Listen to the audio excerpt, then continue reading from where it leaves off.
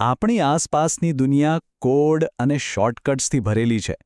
હું કમ્પ્યુટર કોડિંગની વાત નથી કરી રહ્યો. ના, હું એવા 3 અક્ષરના શબ્દોની વાત કરું છું જે આપણને બધે જ જોવા મળે છે. હેલ્થ રિપોર્ટ્સથી લઈને સાયન્સના સમાચારો સુધી. તો ચાલો આજે આ આલ્ફાબેટ સૂપને સમજીએ અને એનો અર્થ કાઢીએ. ક્યારેક એવું લાગે ને કે જાણે કોઈ અલગ જ ભાષામાં વાત ચાલી રહી હોય.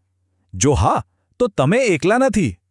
આ ટૂંકાક્ષરો ઘણીવાર ગૂંચવણભર્યા હોઈ શકે છે, પણ ચિંતા ના કરો. આજે આપણે આ બધી ગૂંચવણોને દૂર કરીશું અને આ શબ્દો પાછળના અર્થને એકદમ સરળ બનાવી દઈશું. તો આપણે શું જોવાના છે? સૌથી પહેલાં આપણે આપણા સ્વાસ્થ્ય સાથે જોડાયેલા કેટલાક મહત્ત્વના શબ્દોથી શરૂઆત કરીશું. પછી આપણે વિજ્ઞાનના કોડમાં થોડા ઊંડા ઉતરીશું. અને છેલ્લે આપણા ગ્રહના કેટલાક મહત્ત્વપૂર્ણ સંકેતોને પણ સમજીશું. ચાલો શરૂ કરીએ. વિચારો કે આપણે કોઈ ડૉક્ટર પાસે ગયા હોઈએ અને એવા શબ્દો સાંભળવા મળે જેનો કોઈ મતલબ જ ના સમજાય. આ કોડ્સ કદાચ ગૂંચવણભર્યા લાગે, પણ એ આપણા શરીર વિશે ઘણું બધું જણાવી શકે છે. ચાલો આમાંના કેટલાકને સમજીએ. BMI, હેલ્થ અને ફિટનેસની દુનિયામાં આ 3 અક્ષરો આપણે વારંવાર સાંભળીએ છીએ, પણ એનો ખરેખર અર્થ શું છે અને એ શા માટે આટલું મહત્વનું છે? તો BMI એટલે બોડી માસ ઇન્ડેક્સ. આને છે ને એક ઝડપી ગાઈડલાઈન સમજો. તે કોઈની ઊંચાઈ અને વજનનો ઉપયોગ કરીને એ નક્કી કરે છે કે તેમનું વજન હેલ્ધી રેન્જમાં છે કે નહીં. હા, એ વાત સાચી કે તે આખી વાત નથી કહેતું, પણ એ એક સારો શરૂઆતનો પોઈન્ટ છે જેનો ડૉક્ટરો ઘણીવાર ઉપયોગ કરે છે. હોસ્પિટલોની તો જાણે પોતાની એક અલગ જ ભાષા હોય છે. ચાલો કેટલાક સામાન્ય શબ્દોને ઝડપથી સમજી લઈએ. ICU એટલે કે ઇન્ટેન્સિવ કેર યુનિટ એવા દર્દીઓ માટે છે જેમને ગંભીર અને સતત દેખરેખની જરૂર હોય છે. OPD એટલે કે આઉટપેશન્ટ ડિપાર્ટમેન્ટ એ જગ્યા છે જ્યાં લોકો હોસ્પિટલમાં દાખલ થયા વગર ડૉક્ટરને બતાવવા આવે છે. અને જ્યારે ડૉક્ટરોને શરીરની અંદર જોવાની જરૂર પડે ત્યારે તેઓ હૃદયની ગતિવિધિ માટે ECG અને શરીરના ખૂબ જ વિગતવાર ચિત્રો માટે CT સ્કેન અને MRI જેવી ટેકનોલોજીનો ઉપયોગ કરે છે. હવે આ એક એવો તફાવત છે જે સમજવો ખૂબ જ જરૂરી છે. HIV એ વાયરસનું નામ છે. એને એક ઘૂસણખોર સમજો જે શરીરના ડિફેન્સ સિસ્ટમ પર હુમલો કરે છે. બીજી બાજુ એઇડ્સ એ વાયરસ નથી. એ એક સ્થિતિ છે જે ત્યારે થાય છે જ્યારે HIV એ શરીરની રોગપ્રતિકારક શક્તિને એટલી બધી નબળી પાડી દીધી હોય કે શરીર નાના મોટા ચેપ સામે પણ લડી શકતું નથી. એટલે કે HIV વાયરસ છે અને એઇડ્સ એના કારણે થતી ગંભીર બીમારી છે. ઓકે, તો હવે શરીરના હેલ્થ કોડ્સથી આગળ વધીને જીવનના મૂળભૂત કોડ્સ તરફ જઈએ.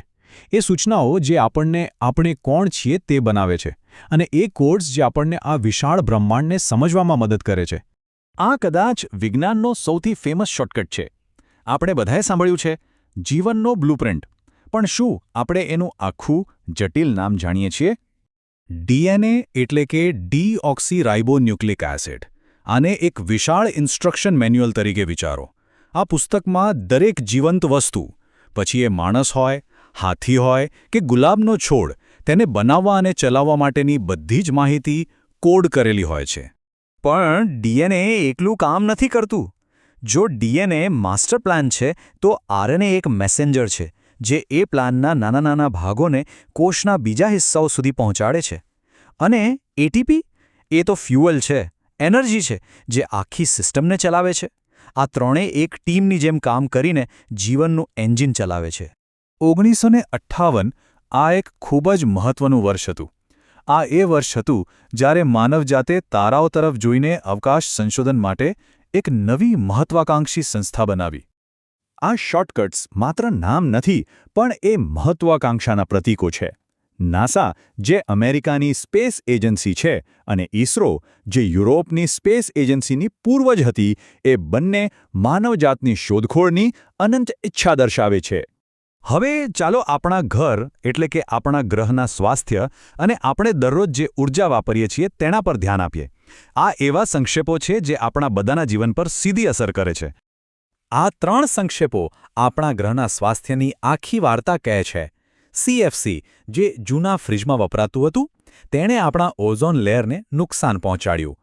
DDT, એક સમયે જેને ચમત્કારિક જંતુનાશક માનવામાં આવતું હતું, એ પર્યાવરણ માટે ખૂબ જ નુકસાનકારક સાબિત થયું.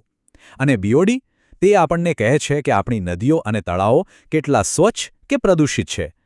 સીએનજી અને એલપીજી આ નામો આપણે વારંવાર સાંભળીએ છીએ, ખાસ કરીને જ્યારે ગાડીઓમાં ફ્યુઅલની વાત આવે ત્યારે. પણ શું આપણે જાણીએ છીએ કે તેમની વચ્ચે ખરેખર શું તફાવત છે? સરળ શબ્દોમાં કહીએ તો આખો તફાવત એ છે કે એ શેના બનેલા છે અને તેને કેવી રીતે સ્ટોર કરવામાં આવે છે. સીએનજી એટલે કે કમ્પ્રેસ્ડ નેચરલ ગેસ મુખ્યત્વે મિથેન છે અને તેને ખૂબ જ ઊંચા દબાણે ગેસ તરીકે રાખવામાં આવે છે. બીજી બાજુ એલપીજી એટલે કે લિક્વિફાઇડ પેટ્રોલિયમ ગેસ પ્રોપેન અને બ્યુટેનનું મિશ્રણ છે અને તેને ઓછા દબાણ પર પ્રવાહી બનાવીને સ્ટોર કરવામાં આવે છે. તો આપણે પોતાના શરીરમાંથી શરૂ કરીને બ્રહ્માંડ અને આપણા ગ્રહ સુધીની આખી યાત્રા કરી. આપણે જોયું કે કેવી રીતે આ નાના શોર્ટકટ્સ મોટા વિચારો અને જટિલ સિસ્ટમ્સને રજૂ કરે છે. આ સંક્ષેપોને સમજવાથી આપણે મેડિકલ રિપોર્ટ્સ, વૈજ્ઞાનિક શોધો અને દુનિયાભરના મુદ્દાઓને વધુ સારી રીતે સમજી શકીએ છીએ. અને આ જ્ઞાન આપણને સશક્ત બનાવે છે.